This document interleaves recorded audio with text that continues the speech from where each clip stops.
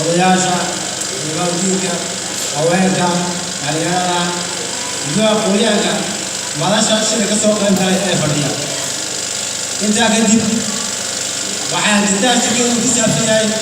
oo ka hadlaynaa maanta oo iskugu nimidnay haddii aan nahay degmada Lafaciise waxaan soo dhaweynaynaa isbeddelka cusub ee ka hanqaday guud ahaan deegaanka guud ahaan dalka ee warkacayo aqoonyahanka da'yar ahna ra'iisul wasaaraha jamhuuriyadda dimuqraadiga federaalka Itoobiya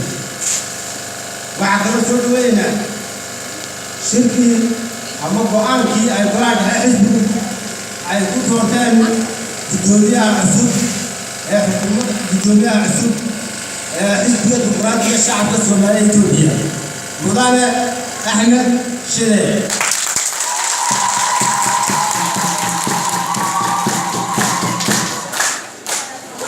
waxaan kaloo soo dhaweynaynaa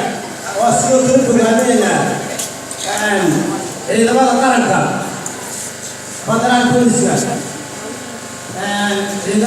federal booliska booliska dowladda Soomaaliya Itoobiya iyo ciidanka qaranka ee deegaanka oo runtii gurmad dhaxaadle u geystay hawshii ka dhacday deegaanka kuna soo celiyay xasiloonidii ay markii hore ku wada noolaayeen dhammaan shucuubaha ku nool deegaanka ay isku duwan